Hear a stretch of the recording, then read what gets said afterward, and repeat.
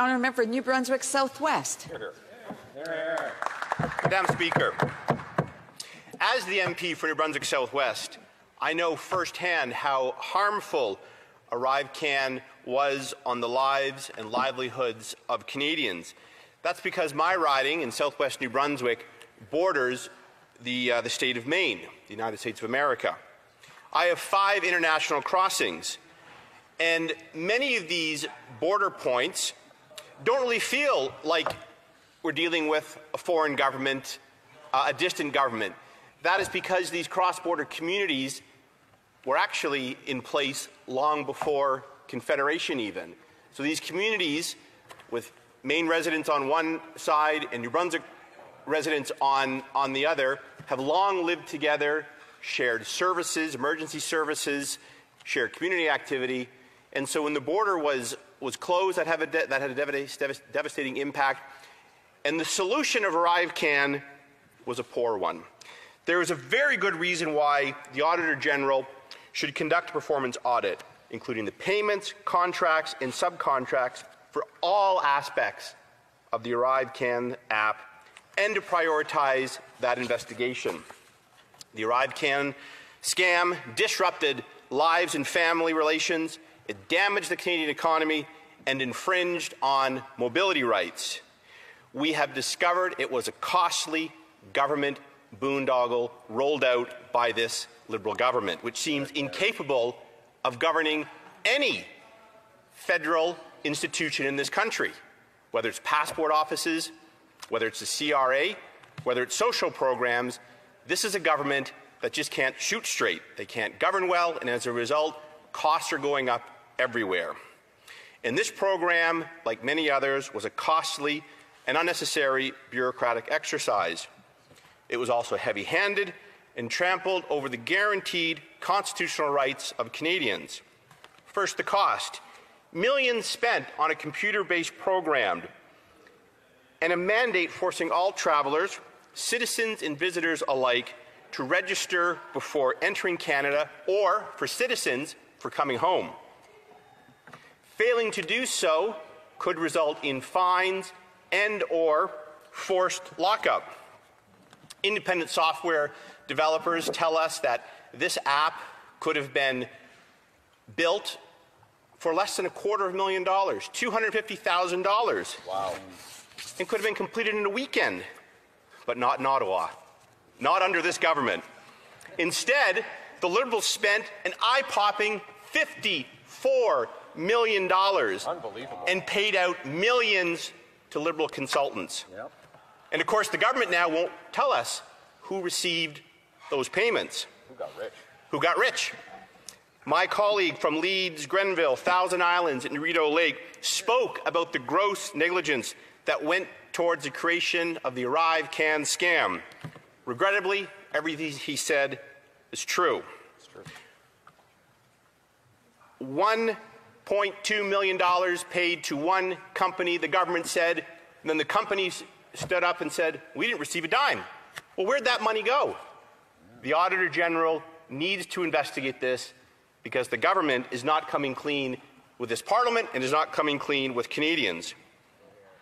This entire program is in desperate need of an audit since Liberals won't tell the truth to Canadians. Canadians want to know what happened. Why was $54 million spent to control Canadians and strip away charter rights for a program that not only did not work, was not necessary? The Liberals, of course, they can't get their story straight. We need an investigation. We need an audit. Since the introduction of ArriveCAN and its subsequent mandatory use, I've always been amazed at the lack of concern the Liberal government has on a basic right that Canadians have.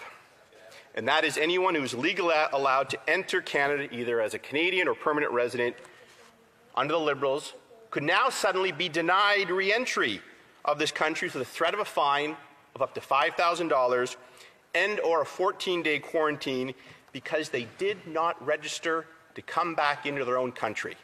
This is not something we see in democratic and free countries. Government requiring citizens to register as a condition to come home. Yet the government thought nothing of this infringement. It was an infringement on charter rights, and there is no way around or to explain this away that a citizen coming home could be fined for doing just that if they didn't follow this government's rules. It was not just the invocation of the Emergencies Act that suspended civil liberties. The ArriveCAN did the same to Canadians for a much longer time. Liberals believe it's the party of the Charter, but this is difficult to square when we consider the actions they took while ArriveCAN was in place. Now, it is difficult to measure the economic impact on the Canadian economy, especially on the tourism sector, but we know there was a cost. And in fact, one part of my riding I think is quite revealing. Many of you have long heard me talk about Campobello Island, that unique island which is part of New Brunswick, and the only way on or off that island year-round is over a bridge to the state of Maine, to Lubec, Maine. This island is especially popular, and it has a population of only about 1,000 people, but it is especially popular with visitors from the United States because Campobello is home to the Roosevelt Campobello International Park. This is the summer home of FDR, Franklin Delano Roosevelt, the former American president, and his wife Eleanor. It attracts tens of thousands of visitors from the United States every year in the summer. At least it did before the Canada-U.S. border was closed, either because visitors were not allowed or a de facto closure with the ArriveCAN. According to my discussions with CBSA officials,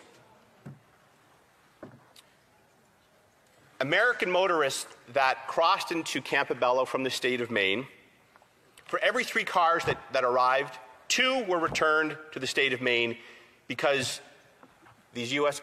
visitors either were not aware of the ArriveCAN or hadn't completed it. And it's estimated that between 25 and 50% of those visitors who were sent back, didn't bother to complete the ArriveCAN, didn't come into Canada, and just returned to Maine and went elsewhere. Oh, terrible. Now, I don't know if that was because of a lack of quality internet in Lubec, if it was because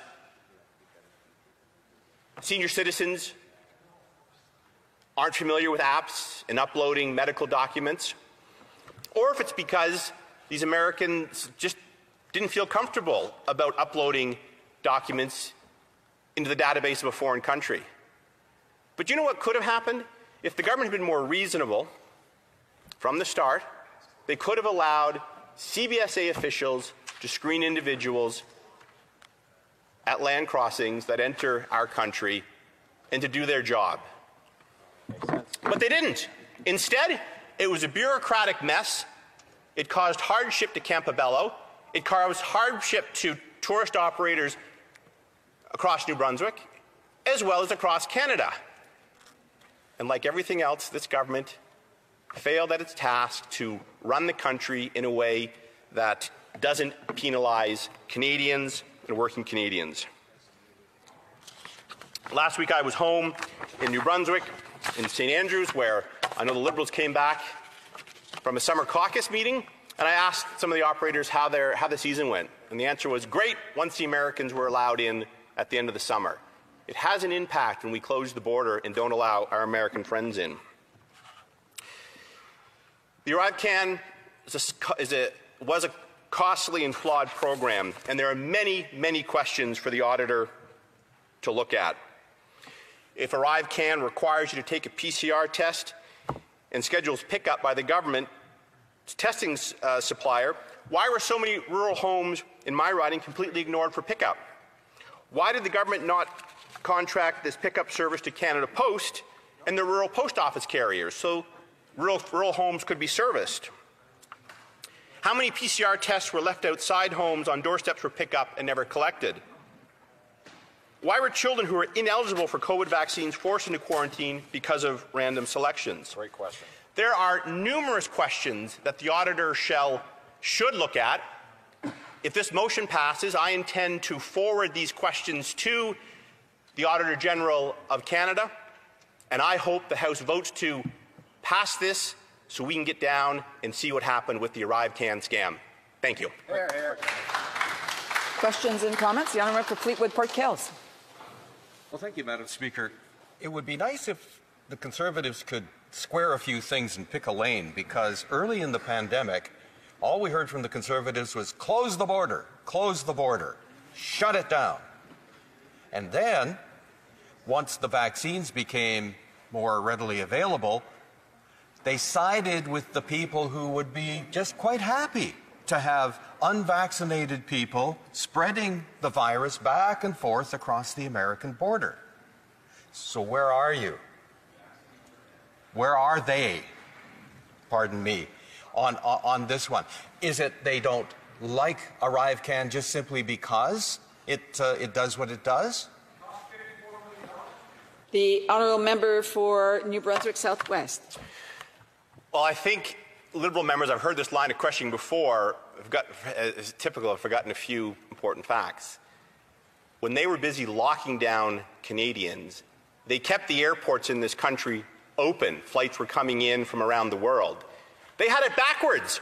We should have been securing the borders, but they didn't do that. We had airports across the country where provincial officials were rushing to try to test people, to try to determine what has happened.